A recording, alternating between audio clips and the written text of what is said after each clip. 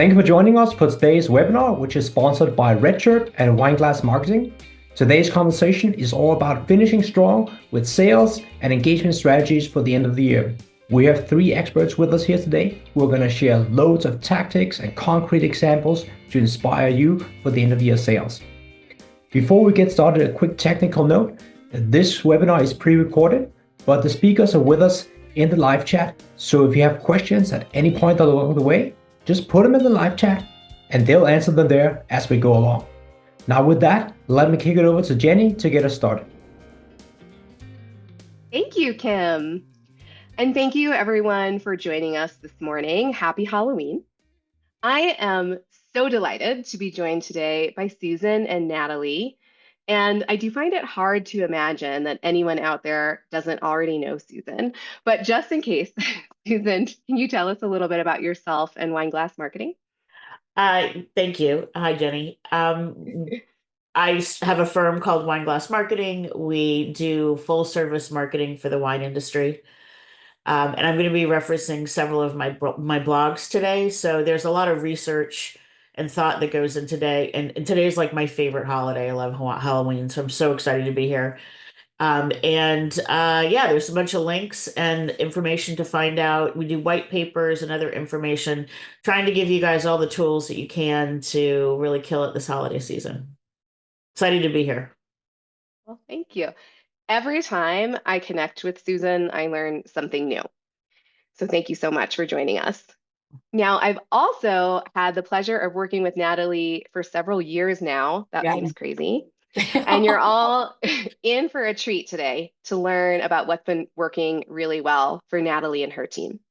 So Natalie, tell us a little bit about you and Gloria Ferrer. Hello, everybody. I'm so excited to be here. Thank you so much for asking me to be a part of it. I'm Natalie Morgan, and I'm representing Gloria Ferrer Winery. Just a little bit about me, I have been with Gloria since 2019, so 5 years. And I am super passionate about O&D. I'm passionate about marketing campaigns. One thing that I'm very proud of is all of our email strategies and our SMS marketing that, thanks to Jennie, we've been able to do and really learn a lot and just kind of thrive in that environment. And I'm happy to be here to share it with everybody today. Happy Halloween. Thank you so for much. being with us. Yeah. Now, I think everybody here knows there's been no shortage of challenges for the wine industry this year. But we've also seen DTC teams bucking that trend and doing amazingly well too. And 2024, it's not over yet. So I'm going to borrow a phrase from the political world. I know we're all sick of it right now. Don't agonize, organize. This session is going to be chock full of ideas that you can absolutely execute between now and the end of the year to grow your top and bottom line. If anyone hasn't met me yet, I'm Jennie, one of the founders of RedChirp, and today we are going to start with a whole bunch of targeted micro promotion ideas. Then we're going to move into a section all about the psychology and campaign ideas of helping your customers buy gifts for others, and then how that's different from how you can help them buy for themselves between now and the end of the year. We even have great ideas for after the holiday shipping deadlines have passed, and how to improve your damages and returns rate to plug a leak in your profitability that you might not even know that you have. So now, get your pencils ready, because we've got lots of ideas for you today. Get ready.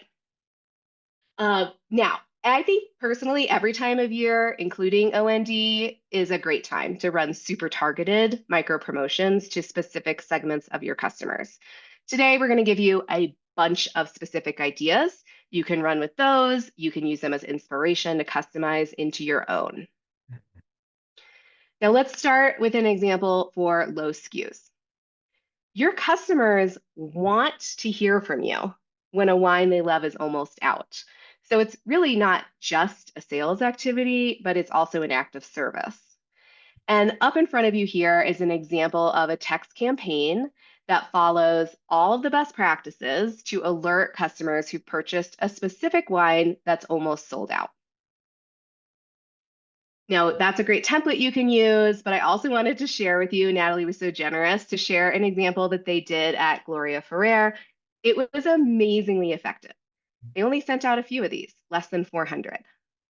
Customers loved it. Almost nobody opted out. And in less than 48 hours, it sold over $5,300 worth of wine. If a metric you like to track is what does that work out to dollars per send, that was a pretty amazing $13.56 per recipient. Natalie, tell us a little bit about how you pick these folks.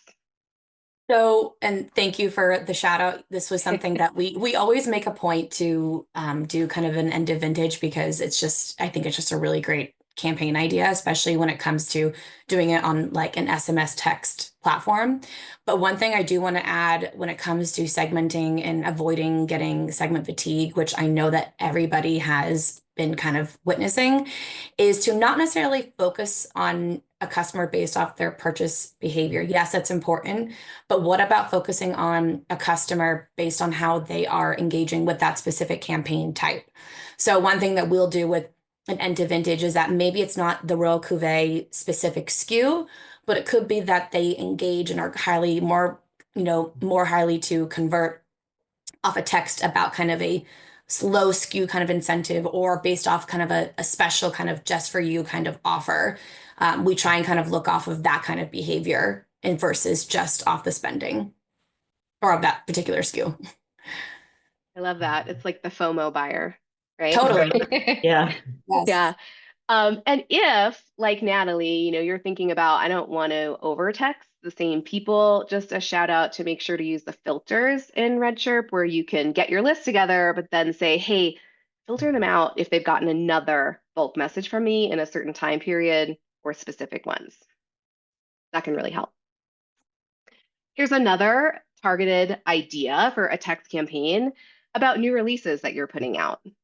So this one is a template you might use for a specific vintage to maybe people who buy that varietal might be interested.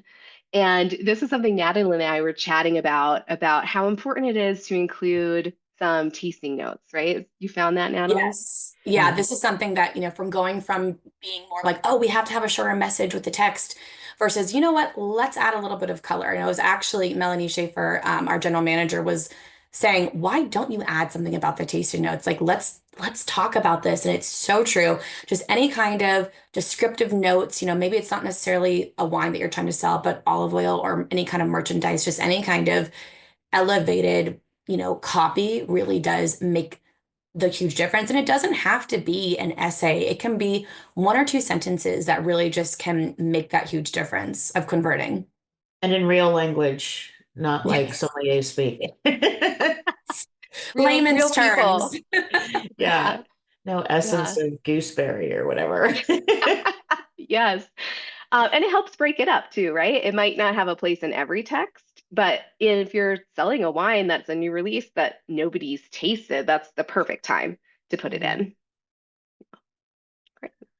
Well, one of the coolest things about your loyal customers is sometimes, I know you guys have seen this, they don't even need a reason to buy wine. You don't even need to put it on sale. So here's an example where we worked with A&R and we identified customers who had purchased multiple times within the past year, but they were not in a club because they didn't want to give discounts on wines in this particular promotion. So we pulled these people and then we looked at their purchase history and we saw that their average order value was close to 500. So we know right there that we can sell expensive wines or multiple bottles, so we're not looking at a single or duo. And then we looked at their purchase behavior and we saw that most of them had purchased two specific wines. So we just took these two wines and we put them in a 6-pack. We didn't even put them on sale. Our open rate was 10 to 20% higher than their average emails, and we had a conversion rate 3 times the industry average for sales. So if you can get specific with your best customers, sometimes you don't even need to have, an end of vintage or a sale. Love those opportunities when you can move wine without a discount. That's amazing. Mm-hmm. Yeah. Another example that you might want to think of here is a text campaign that worked really well for William Chris. They wanted to invite some specific members to join an optional add-on club. It's their Magnum club. You have to belong to another club already. So they, I believe, used analytics to get a list of, who are people that have purchased at least one large format wine, never been in this Magnum club, but they are an active member in another club. And they sent out this text campaign that just has this super exclusive feel, like warm fuzzies all around, even if you don't join, like, oh, they want me, We're opening up a few new spots in our exclusive Magnum Club, and we thought of you. And this was a pretty small campaign, and they got over 10 new members to that club with this one little text. That's great. That's so great. Yeah. It's something that we haven't done yet at Gloria, but definitely we want to do this. It's such a good idea. And it's kind of like a no-brainer, like, oh wow, what an easy kind of thing to do to kind of get more signups. Don't you find that your Magnum buyers are just a little bit different? Like it's hard to get a regular buyer to buy Magnums. People who like Magnums really like Magnums. Totally. Well, if you do that, you have to come back and let us know how it goes. Yeah.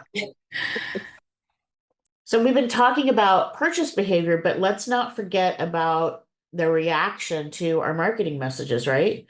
So the holidays, when you're sending out a bunch of communication, that's a great time to re-engage people that have sort of fallen deaf. So here's an example of a campaign we did with Breathless. We're targeting people here who have opened the emails, but they're just not clicking. And on the next page here, what we did is we targeted a lapsed sample of their database. So people who had just not been opening or responding or doing anything for over a year. And we tried to engage them here with the subject line and the teaser text of "It's been a while. This is what we've been up to." Just to note, if you're looking to try to get people to re-engage with opening, make sure you focus on your subject line. If you're looking at people to try to get them to click, that's when you focus on your designs. And also, I do just want to add to what Susan was referring to with targeting is it's always just good to, look at who's getting a text message versus who's getting an email. You don't want to inundate people with, too many of the same kind of communications. So what I like to do is I will pull the segment for email versus the segment for text that we're sending out and just kind of validate that there isn't any duplicates between the two. Obviously it's fine to send them both types of communications, just not on that same day or that same hour. Just kind of making sure that you're being able to touch them on this experience, but not so much where it feels like you're being just overwhelming. Yeah. Yes. It's really smart. Sometimes you might want to send both, and sometimes you might not want to. Right. So there isn't this is always right, this is always wrong, but make a conscious choice, right? I want to send both. I don't. I want this much time in between. And another thing I've seen work really well, if you do want to send both, it's okay to reference the other. Like, hey, we sent you this email with lots of important information, and I just want to make sure you got it in the text message. Right. Yeah, I feel like that. Me too. And that's something that we do as well. If we send an email campaign, one thing that we do a lot actually is we saw that you opened, you clicked, and we don't say it specifically, but we're targeting them on that text message because we knew that they took that extra step. So why not give them that little extra push a day or two later after they've received that email communication? Yeah, right. Exactly. And not overwhelming them, but yet trying to communicate them on their terms, right? The channel that they want. I think that's great. Yeah. Well, if you're listening to all these ideas already, you're probably like, I don't have time to segment out 200 people here and 200 people there. And, who has all this time? So I wanted to bring up the concept of layering campaigns together to make a broader campaign. And I'm going to share with you a strategy we're doing right now for a client that we have for the holidays. So the first thing we did is we segmented out their best customers, and we identified those as people who purchased multiple times recently, so in the past 2 years, and their lifetime value was over $1,000. Plus, we layered in the wine club. Then we had sort of okay buyers, like these are people that have bought, but they're not the best buyers. So these were either first time buyers or they were multi-buyers that were outside that 2 year time frame, or who had not spent $1,000. And then finally, it's kind of who's out there that's potentially available to be a customer. So that would be prospects that you already have in your database, plus new or online audiences that you're attracting with your holiday offers. So then what we did with these segments of their database is we went ahead and we tiered how the programs were laid out. So on the next page here, we're talking about spending the most money on your best segment. So this is the segment that is going to likely bring the most of your revenue back. So it makes sense to spend the most money on them. They're going to get a direct mail piece. They're going to get your digital catalog, and probably a landing page with their club pricing or best customer pricing or a discount. They're going to get an email to that landing page. They're going to get a text to that landing page. And then one thing we always recommend is take that list and upload it to Meta and go ahead and do a targeted ad so that they're seeing it in Meta as well. That's a great idea. And yeah, because then they see it in their email, they see it in a text, and then they're on Facebook and they see it, and it kind of reinforces. That old adage, customer needs to see something 7 times before they do something. The buyers, you're not going to spend the direct mail on that, right? Because direct mail is expensive, mailing is expensive. So they're going to get the other things. And we're also probably, if they haven't purchased in 2 years and they've only purchased once, maybe they're too, I think I'd leave this up to strategy that you work out with Jennie, but that might be too familiar to do a text, or maybe you segment as part of them out. But I know when I haven't been to a winery for 5 years and all of a sudden I get a text, I'm like, why are you texting me? So I think there's a line there, right? Yeah, I would say if you're listening and wondering what it is, a good one is 18-month purchase, because that aligns with the established business relationship exemption in the TCPA. Oh, I love it when you talk guidelines and legal. So I think that's a good, because hey, you've got that exemption and then you don't, and it's also just a good cutoff about who's bought from you recently. Yep. Okay. One thing I do want to add to this, and I don't know if you guys are seeing this more or if anyone listening out here is seeing it more, but with your best customers, one thing that we're noticing and we're seeing is that really rare segment that fits all that criteria, but they're not club members. And I think we all fall into that trap of really prioritizing our club members a lot. And obviously they're amazing. They're our gold. They help us out so much. We love them, but to make sure that we're not ignoring those other best customers that they're just maybe don't want to have the commitment of a wine club, but they are spending those bucks Absolutely. with us. Absolutely. They're people that are just not joiners, right? Exactly. They're not joiners, but we still being able to treat them and give them kind of that, showing that love that they can, I think they've not really have had and are not used to getting with other wineries. But I think that's a good kind of untouched segment to do. For this particular client, what we recommended was these high value customers that were not in a club, make them a club member for the season, and that kind of takes away, it also is an easy promotion to do in the back end, where they just get the club shipment, club discount for, the next 6 weeks, if they're buying gifts. Great idea. Yeah. And then the outer ring here is the available market. So they get the email, because emails are pennies, right? We also would upload the pink, the best buyers, we'd upload that into Meta, and we target a lookalike campaign, say, go target and find more people like this. Smart. So it's an example how you can layer it all together, but still do the same kind of campaign. So that wraps up our first section. Some of the ideas we threw out, just to summarize, when you're getting low on a certain SKU, go out to those buyers. End of vintage, go out to the people who had bought previous vintages. First access for your best customer. Don't forget to buy it again if you know people are repeated purchasers of the same wine. Obviously, you're missing out to join the club. Don't forget behavioral targeting, like it's been a while, or we see you opening, but why aren't you clicking? And then finally combining it all or combining different segments for maximum impact. So the next section here, now we're going to get into holiday and gift giving. And we got some special things here for more ideas for you. So don't fret if you haven't finished all your holiday programs yet. It's important to remember 40% of shopping is still to be done. This chart highlights the spread of the holiday shipping season over 4 months, or shopping season over 4 months.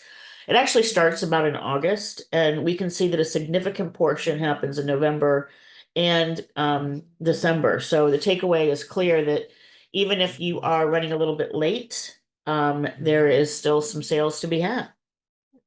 I haven't started at all yet. Have you two? Me neither. Me neither. I always wait Okay. till December. Yeah. I'm not alone. Yeah. And it's critical when you're doing messaging for the holidays to really strike a balance between choice and convenience. These are the two main purchase drivers during the holiday season, or when you're buying any gift, actually. On the one hand, choice will give your customer flexibility so that they can tailor gifts to either meet their budget or their personal preferences, ensuring that they feel that the gift is customized and not generic. On the other hand, think gift cards. Convenience is equally important, although generic.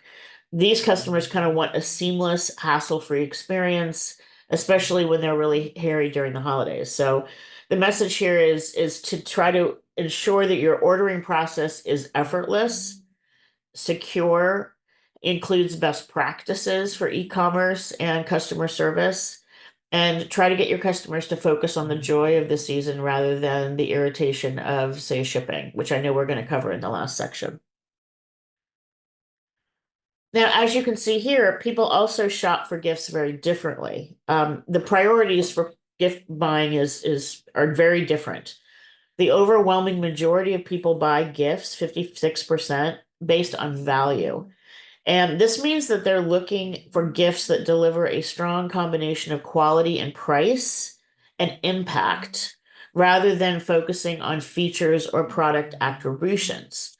You can see down here, quality and price are much lower individually, because they're really looking at, like, is it worth it? Will they like this? Will this make me look good? There's a little QR code here in the corner. I'm a total psychology nerd and marketing nerd. And so I did a blog a couple years ago about the psychology behind gift giving. And it's fascinating. It actually has a lot to do with your own self-worth and also how you feel of your value in relationship to the person you're giving to. It's really interesting. So if you want to nerd out with me, look on that QR code and there's a blog there. The other thing about the holidays is emotional selling is really crucial. It taps into sort of a lot of deep-seated emotions for us. There's nostalgia, connection, there's family issues. A lot of stuff really generally defines sort of this season. So customers are not really just buying products, they're searching for gifts that carry a meaning for them and that kind of evoke a feeling of love and appreciation or whatever they want to give the gift giver.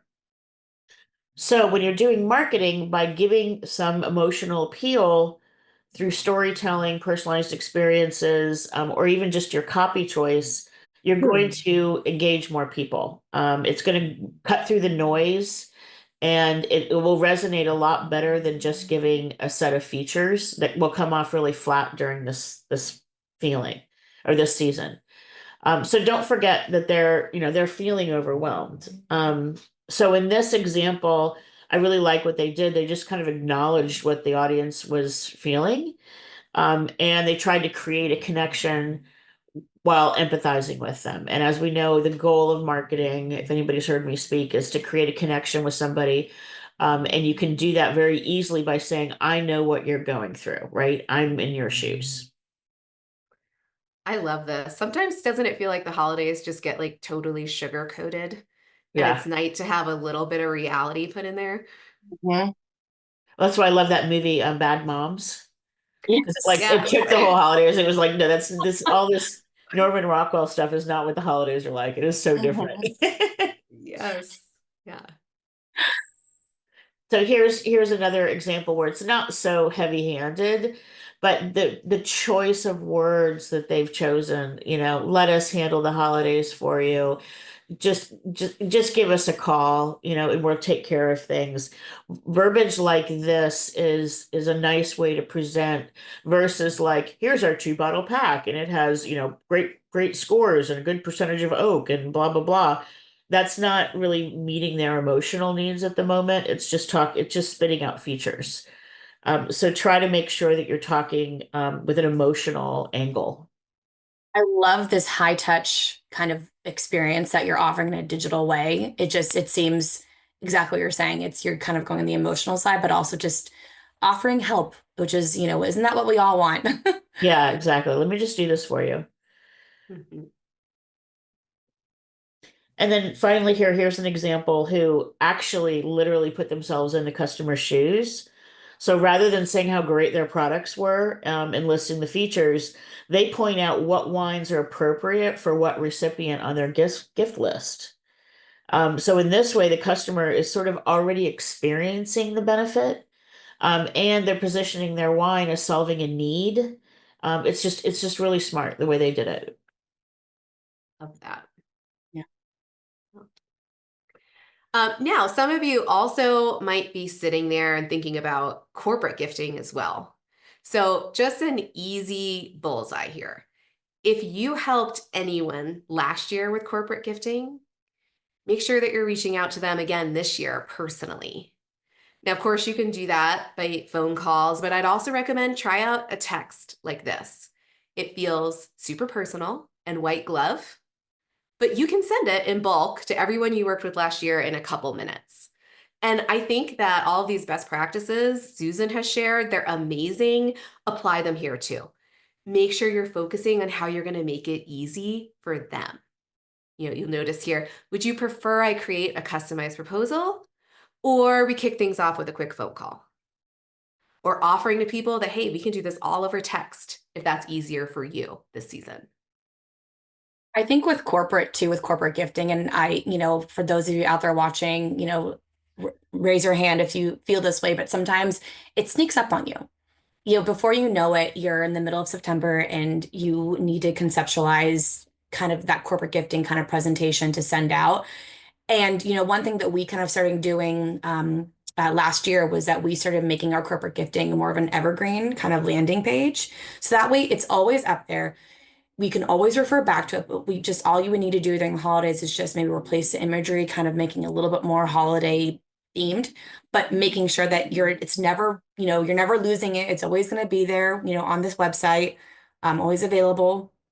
That's something has really helped us kind of in avoiding that. Oh no, it's September, Yeah. for gifting. No, that's really smart because it isn't always the end of the year. Sometimes, it's your fiscal year ends in June and you want to send something out or what have you. Right, Yeah. exactly. Corporate anniversary, Yeah. big industry Uh-huh. event. Yeah, I love that's such a smart idea, Natalie. Mm. Yeah. Now, you also have non-corporate gifters, and you're going to hear us kind of pound this through the entire session. Nobody knows you can do this unless you tell them. So if you haven't tried this already, here is a template that you could send out to all of your customers. Do you know that we can help with holiday gifts? We can help you pick special bottles. We have sets. We have gifts for non-drinkers. And again, just making it easy that we can help get this done for you. So I decided to put together a review of what best practices are in a holiday offer. And the first thing you're going to want to do is set the stage. So just like our friends did with their suggested hostess gifts, it's good to show your wine what we call in situ, or in the situation where somebody is enjoying it. In this way, you're providing not only serving suggestions, but you're also providing social proof with your imaging in one fell swoop.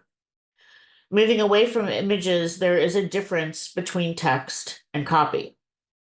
Take some time to actually write copy. Think of text as sort of your vanilla cupcake. It's very basic, it's very straightforward, it's getting the job done.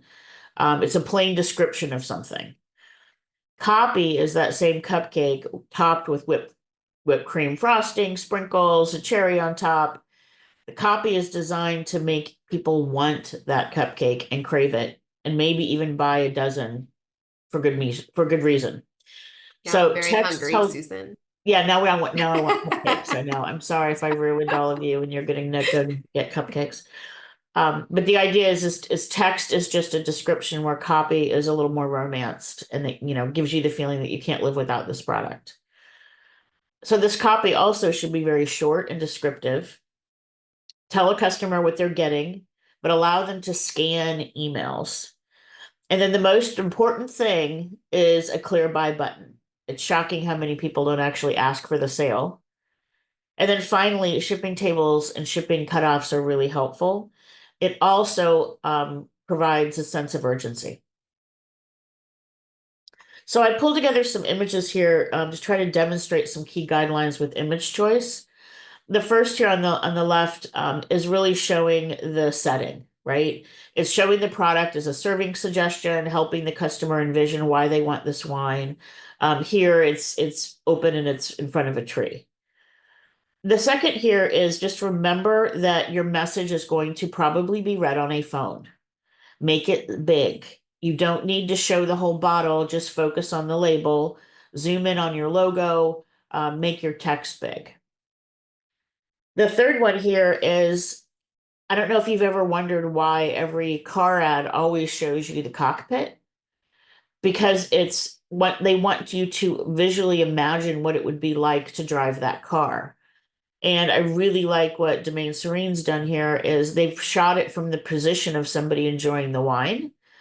So if you can put yourself like your eye level is at the dinner table or something like that, it's going to imagine helping people get in that perspective that they have that wine.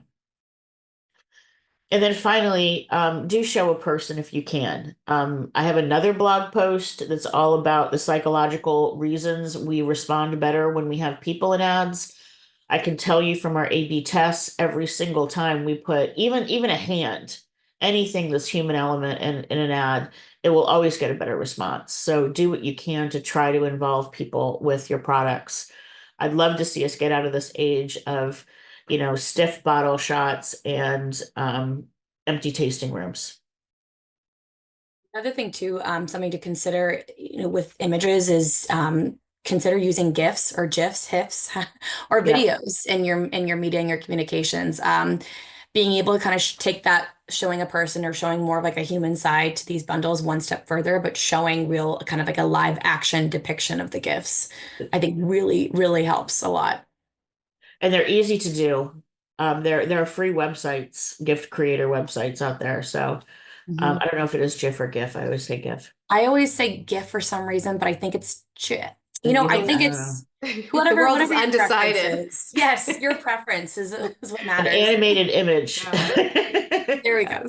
There we go. That's a webinar for another time, which one it is. Right, exactly. So I'm going to read this slide. The more you write, the less likely you are to get a response. Only 1 in 3 messages over 2,500 words receive a reply. However, you shouldn't be too brief. A 25-word email is roughly as effective as a 2,000-word email. The sweet spot is between 50 and 125 words, or around the length of this slide. So consider this your guideline for copy in an email, and try to keep it brief. If you notice other industries, it's a picture and a button and a picture and a button. They do not write long paragraphs. They don't write intro paragraphs into what's going on during the holiday season. If you want to do that, have a button and get them to go to your website and read a blog post. And then I also want to point out here, buy buttons should be, if I can leave one thing with you, don't forget the buy button. This is a beautifully designed email. It's got nice brief copy. I almost didn't even notice the buy button, which is way down at the bottom in the text. I thought that's like where the unsubscribe link is. So don't forget your button. There's a whole bunch of psychology too around why we like buttons and why we click on them and what our brain sees. So just take my word for it, use a button. And when you do use buttons, they should be sprinkled throughout. So again, best practice is, either a couple lines and a button or the item and a button. But make sure that it's always like every time you want them to do something, they have a button to click. The other reason you don't want to use text is there's research that shows about half of us respond to text and half of us respond to visuals. I'm a big visual person. I always click on the picture. But if you have buttons, that actually incorporates both sides of your brain, and it is a much better response. One thing too that could be fun for people to try, we've done this a little bit, but to make a GIF out of your button and have it animate, have it pulse, have it change Oh, colors. that's fun. Yes, obviously you can't do that in an email. You can do it on a web page because you're able to do the CSS styling on it. But in an email, you can still do the GIF. You can kind of do a shortcut so it still gets people's attention, and you can link it too. Yeah, that's really fun. That's a great idea. Love it. And then when I said put shipping tables in, you probably all cringed. Yes. They don't have to be. They don't have to be hideous. It's so important. Yeah. Not only is this a helpful step for your consumers, and it avoids angry consumers thinking that you're going to deliver like Amazon the next day, but it creates a sense of urgency and a time limit for your offers. So you can use cute little icons, you can call out certain dates graphically, or you can just keep it simple. But you really should have shipping deadlines in your communication. Yeah. Setting the right expectations is always so helpful. Yep. No. Now, I've said this before, I'm going to beat on it again. Look for every opportunity you can to get the word out that gifting's something you can help with. And I bet that a lot of you have not thought about this one. If you're using web chat like this RedChirp web chat and you have a drop-down menu, what can you get help with? It takes 3 seconds to add one for holiday gifting or corporate gifting during this time of year. It takes almost no time at all, and everybody who fills that out asking you to text them has now been exposed to that something that you can do. Right. I mean, we always try and seek opportunities where we can, assist anybody in a purchase, but you don't have to do it in such a way where you're being too salesy. It's more just a helpful suggestion. The worst they can do is say no, and that's fine, but they're always going to remember that you were being courteous enough and offering enough to help them again in the future. And hey, we put this on, we helped you guys do it. And in just a few days, you already got someone filling it out, asking you to text them back. And they had a question about gifting. So it worked right away. That's awesome. Yeah, it did. So summarizing this section, don't fret because 40% of gifts are purchased in November and December. Don't forget people buy presents differently than they buy wine for themselves. This is the time to be schmaltzy and to layer on that emotional selling. Follow all the best practices for any kind of sales offer. And then consider all channels. I love the chatbot idea.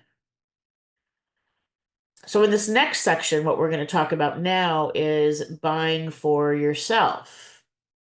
And you might be saying, what's that about? It's the holidays, but actually you can fess up and you can be honest. You know that you have found something while you've been shopping and you bought it for yourself. So 57% of people buy something, right? Exactly. Because you don't usually shop a lot, but you're out there looking at things and you go, So it's definitely a thing. I would imagine nobody here needs to be reminded that election day is just a few short days away. And it is causing a lot of big feelings for millions and millions of people. It might be a good day to sell some wine. Now, of course, it depends on your brand and your customers, but I think there are some really fun ways that you could kind of surprise people and be a ray of light on a really stressful day.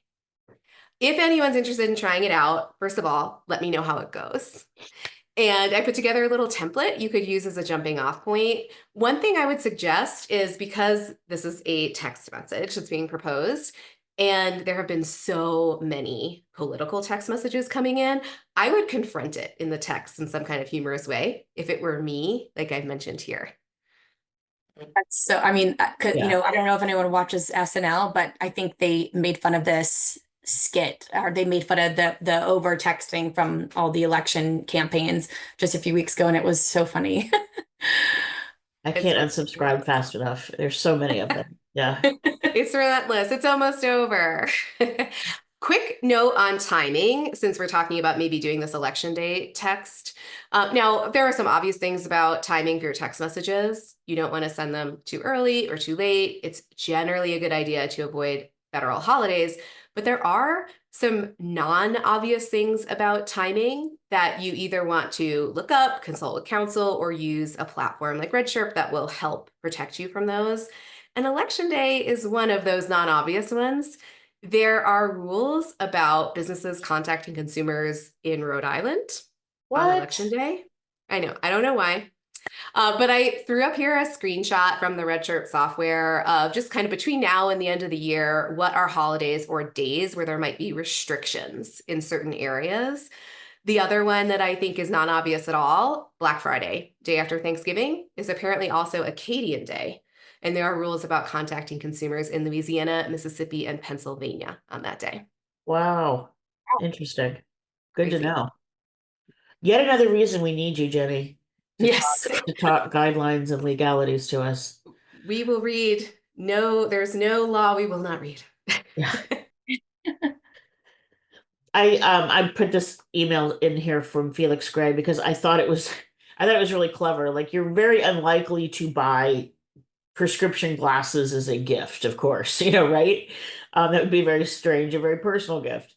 But so they just boldly said, like, bought it as a gift, kept it for myself, absolute best gift I gave to my eyes. So even if you are still, wine can be given as a gift, but there are people out there that are even leaning into the self-love, self-care sort of trend that are outside sort of the gifting area. That would be such a cute message about wine. Yeah. And I could see myself doing that. Bought this for the cab lover in my life, but I kept it for me because I had a great steak the other night, or Right. One for you, one for me, two for you. I also love too that we have examples of outside the industry, just because I think that it's great just to look everywhere and just get inspiration wherever we can with commerce. Absolutely. Everybody should check out reallygoodemails.com. That's where I get a lot of these. You can kind of search different categories and things. It's free. Awesome. Another quick idea that you might want to do, this is kind of a hybrid for yourself and for other people. Maybe send out a text message about how you can help people be prepared for the bazillions of events that they have to go to. Oof. I know I'm always running out the door like, oh, shoot, I forgot to get something. Like, my mom taught me to bring something for the host. And how neat would it be to offer, like, hey, get our gratitude box. It's got crowd-pleasing wines that everybody loves at a nice discount with gift bags. I would snatch that up in a second, so I would have it ready when I ran out the door. Oof, And Black Friday. Everybody's favorite holiday. The big daddy of them all is right around the corner. Natalie has been so kind to share the super successful text promotion they ran last year on Black Friday. How did this go for you? It was great. And I think the thing that was just nice too was that we started off by doing an early access with this, and that was very successful. And I'll be able to touch on that in just a little bit more, kind of the importance of that. But this was just something where you put it out there and you hope that people will receive it well, and they did. So yeah, it was outrageous. So you sent, this was on the day, you sent about 3,600, immediately 156 orders, over 4% conversion rate. Yeah, that's insane. Crazy. Okay, as we are preparing for Black Friday, think about these things. It is a busy day. Consumers are going to be getting hundreds or thousands of offers. So this is the time to dust off your big promos and the discounts, right? It's a great day to move old SKUs, large formats. And I don't know, Susan, you can hop in about email in a second. When it comes to text messaging, you should prepare for the fact that the telephone carriers are going to be handling unprecedented, never seen before levels of volume on Black Friday and Cyber Monday. And that will, without a doubt, cause delays and deliverability issues. So whenever you can shift those a little bit earlier in the week or the month, that is a great idea. And if you are going to send something on Black Friday or Cyber Monday, start early. You can only send so many per second. It's under optimal circumstances, about 1 text per second. And Black Friday and Cyber Monday, they are not going to be optimal circumstances. Huh. Do you see some of the same things for email, Susan? Yeah, I completely agree. It's very, very crowded. Yeah. So speaking of early access, right? That's a strategy that has worked super well, Natalie, for you and your team. And I have up here an example of early access to your Memorial Day sale. Yes. It was super, super successful. In 24 hours, you sold over $27,000 of wine. Tell us how these early access events have been going. So I'm admitting that I was hesitant to do early access for a little bit. I just was kind of coming from the old school e-com point of view of 1 day sale, 1 day sale. That's all we, kind of create that incentive. But the truth is there is nothing wrong with offering your sale week to 2 weeks before it actually happens. It's only going to benefit you. One, you're earning revenue on the board earlier in the month, so you don't have to be worrying about meeting your goals right at the last minute of that month. Two, by doing a soft launch, you're allowing yourself the opportunity to find any problems with the promos or any problems with the links or any broken issues because it's so true. Because you're sending this text out or any communication for early access to a very small specific segment, it's not going to affect the mass amount of segments that you're going to be getting on the actual Black Friday or on the Cyber Monday. We've all seen it with that big company that you get the email for on Cyber Monday or Black Friday and the site has crashed because they didn't prepare for the bandwidth on their website. It happens. There's always one company that does it. And this allows you to not be that company. And you're able to kind of get ahead and make sure that everything is functioning perfectly and your text and your email goes out without a hitch on the actual day. So I'm a huge proponent. We've been doing early access, I think now for 2 years. This will be our 3rd year coming up. And I am such a believer. I used to be so hesitant and it's great. I recommend it so much. Well, I think too, the psychology, again, I'm sorry, I'm going to be a nerd. Mm-hmm. But the psychology behind Black Friday is very, very different again from like regular gifts because most people are shopping for themselves and B, they're looking for big discounts on big items. So they're prioritizing, you've seen the people that sort of prioritize, where they're going to go or where they're going to hit because they only have 1 day. If you're early like this, wine is probably not one of the things they're prioritizing. They want to get, $300 off in their dishwasher. So, I love the fact that it's like, hey, I can take care of this, while I'm sitting there before Thanksgiving and not worry about it. And I still get my discount, So I think it's really smart. Totally. So as I said, everybody said, send early. Don't wait for Friday. Always send multiple reminders. Focus on short subject lines because, as Jenny said, tons of clutter, lots of traffic. This is not the time to send a long email or text. Lean on really bold images. Convey a sense of urgency. Try to personalize the offer when you can. And I know this is going to shock you, but I've written a blog about Black Friday last year, so there's the QR code if you want to go read that. And just so you know, I got this yesterday. Wow. Yeah.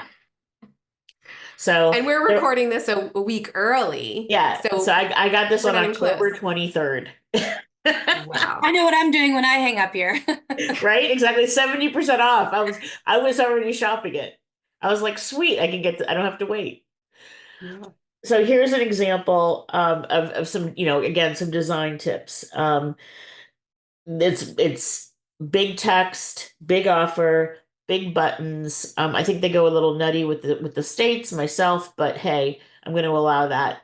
Not a lot of copy. You don't need to explain a Black Friday sale. There's really no copy that needs to be involved. Okay, switching gears. In addition to things you buy for yourself, another hot trend is cocktails. One of the hottest movements right now in the beverage industry. This trend is really relevant from the cultural shift gathering about health and wellness. Wine cocktails are a solution for consumers experimenting with flavors, but they're keeping their alcohol in check, right? So there's a couple stats that I'm pulling out here. Wine-based cocktails are rising. Their share of the cocktail market in 2024 is 6.8%. And to put that into perspective, that's more than rum-based cocktails. So Wow. wine is now bigger than rum as far as a mixer for a cocktail. Innovations in this category like sangria, spritzers, fruit-flavored wines, all of this has grown significantly. The category has grown by 48.5% in value and 35% in volume since 2021. And we're seeing a spike in Q4 in Google searches for wine cocktails. So this is showing that people are looking for it for a holiday celebration. I know we were talking about lots of conversations about Sober Curious and Come Over October and all that. One of the things that people are doing that don't want to drink as much is they're using wine as the mixer instead of gin or vodka or rum. And it's such a great opportunity too for wineries to show that they do have the ability to offer NAs and non-alcoholic kind of offerings. And it's, like Susan was saying, the Sober Curious movement, I think it's going to be here for a while. And it's also putting us in the light of, hey, we can as well be a part of this movement. We're not staying in the past. We're growing with you. We're growing with the trends, and it keeps us relevant. And that's important right now. And this is not just low quality cocktails. I mean, like there are winemakers. I mean, here's a Chandon. It's like a $60 bottle of sparkling, with a recipe. So it's not just for, cooking wine. People are using high-end wine in these. So for this season, if you're working on your promotional text messages and you're looking for some data to guide you, check out our analysis. This QR code here will take you to a study we did where we looked at 4,894 text message campaigns sent by 174 different wineries to over 4 million people. And I'm going to give you a little highlight very quickly of some of the things we learned from that. The data showed that the best day of the week, last year anyway, to send these was Friday. I will mention the correlation coefficient was not super high, so there is variation between messages, between wineries. So make sure you're sending it on a day that works well for you and your team. Statistically speaking, best time of the day was 3:07 p.m. Pacific time. Remember, you can't not possibly send out all your text messages. Under the best of circumstances, you can get 60 out during that minute. But just to keep in mind, not too early. Surprisingly, we found bulk messages without an image led to more sales than with an image. But again, correlation coefficient was not very high. So just think critically about how important an image is to the specific message that you're sending. If you're letting people know about a brand new release that's featuring an amazing local artist on the label, yes, absolutely, you need to include that image. If you're trying to evoke this feeling that someone in your tasting room remembers them and how much they love Cab Franc and are reaching out to them personally to make sure they don't miss out on the last few bottles, then maybe leave out the pretty marketing image. You can take this one to the bank, absolutely include the first name of the recipient in your text message, and this data shows it is worth it to take the time to clean up that data. And as a little bonus, I wanted to share this distribution of order value per recipient broken down by age demographic. The lesson here is don't assume older consumers don't want to text with you. They actually buy a lot of wine over text message. Natalie, does that kind of match your experience? Yes, completely. Completely. We see it across multiple age groups. You should never can't discount anybody because they're going to purchase. And if you give them the opportunity, they will. Wonderful. Now we have so many ideas. I don't even know if we're going to be able to pack it in. So you know what we just talked about. Let's move on to section 4. Fast forward a few weeks. We've run out of time to ship wine for the holidays, but that doesn't mean we've run out of time for other revenue opportunities. Well, don't forget that you can always sell your wine club. This is actually very on trend. And it is very clear that the reason people like to sell subscriptions is because of that balance between personalization and variety, right? So the choice versus the convenience. So what does this tell us? It tells us that consumers are focused on making sure that gifts are thoughtful, but practical and easy. And then also gift cards. When asked what consumers are going to give this 2024 holiday season, 54% said gift cards. So again, an ongoing trend of offering flexibility and choice and allowing recipients something that they truly want. Here's an example you can take back and work on if you want to send a text message campaign about how you can save the day at the close to the holidays with gift cards or the gift of membership. Natalie, have you tried that yet? Yes, we always make a slot for no ship gifts. And it doesn't even have to be holiday specific. We do it for Valentine's Day. We would even do it for July 4th. And it may not even be a gift, just as, prepare, get ready for this holiday coming up. Haven't had a time to buy that special something for your sweetheart? No ship gifts. Perfect. Gift card, gift membership, and experience. Mm-hmm. Yeah. Yep, perfect. And here's 2 examples here that are really taking that verbiage into account. Mm-hmm.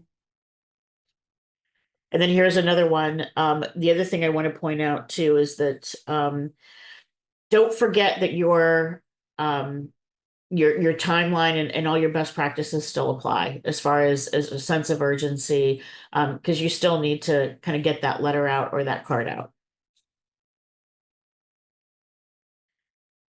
And finally, don't forget visitation. If there's any way to package an experience, that's also an excellent way to capture holiday sales and last minute sales.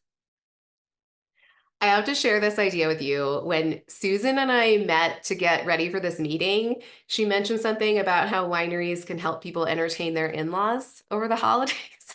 And I thought that was brilliant, which is, by the way, no reflection on Steve and Cindy. I would never do this to you. But I did put this template together. If you're interested in trying it out, it might be really fun to send to your local customers.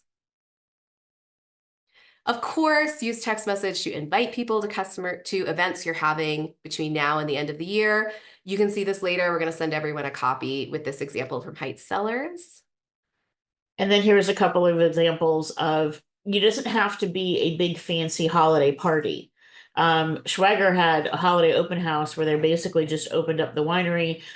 They gave discounted pours. And if you brought a toy for tots, you would get a comp tasting. So it was a really nice way to just kind of create that holiday atmosphere. And it's really just opening the tasting room like you would normally do. And incentivizing locals right now could not be more important. Just, showing them our love, showing the community the love that's been supporting all of us for so long. With the state of the economy, with tourism at what it's at right now, just making sure to kind of have that check-in and that extra kind of offer just goes, it just makes such a difference. We saw something from a local distillery that gave a special offer code for visitation, and it really just, we were inspired by that. I love that. And just remember also, nothing's over till it's over. Text message is an amazing way to get people to your event, even if, or maybe especially if, it's the 11th hour and you're sweating a little bit. I got this awesome email from Ben at Annaba one Friday. It absolutely made my day. And he was telling me that they had this event coming up, live music booked, and the Tuesday before the Friday event, they only had 2 reservations. I'd be panicking. He, of course, did not. He sent out a text to local club members, and by the next day, they had 50 reservations. So don't forget to use that, even if it's just, something that's coming up in a couple days. Just make sure you're talking to your local customers at that time. Yeah. Okay, so even after shipping deadlines have passed, you can have a few strategies ready, like no ship gift campaigns and invitations to your events and experiences. Now, when we are focusing on revenue strategies, don't forget to look for and plug any place you might be leaking profit that you've been working so hard to get in the first place. And one of the absolute easiest ways to do that is to improve how we communicate about our shipments. We all know that shipping wine is hard. Everybody here knows that. One of the hardest parts about it is it's an interactive challenge. Just getting it to someone's door isn't enough. We need, obviously, the consumer to be there, someone over 21 to be there and sign for it when it arrives. And that means we have to get our customers' attention, and that's one of the hardest things to do.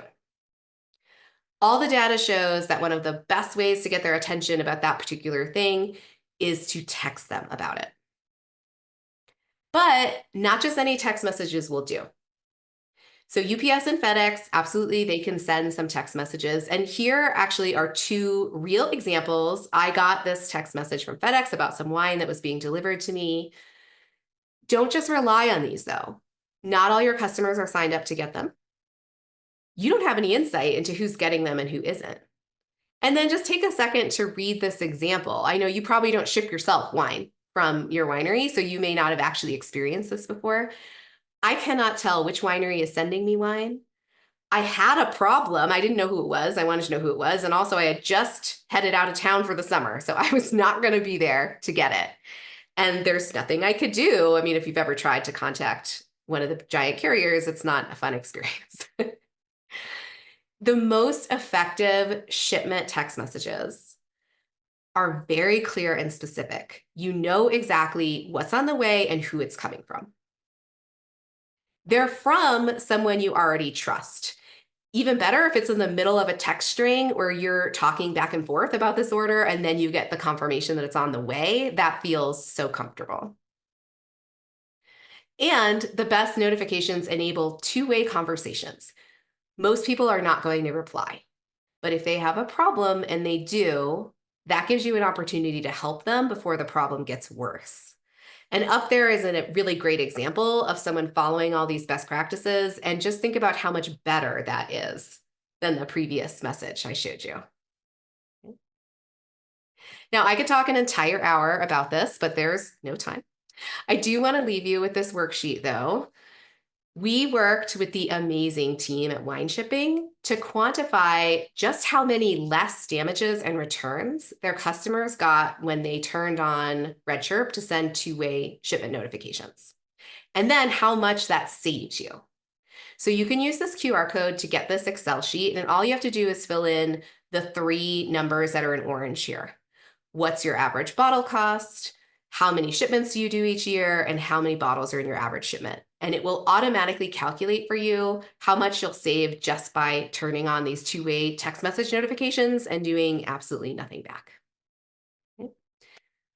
And, another thing too, just to kind of tie into local incentivization, but also if you're trying to maybe save where you can, offer local delivery during the holiday months.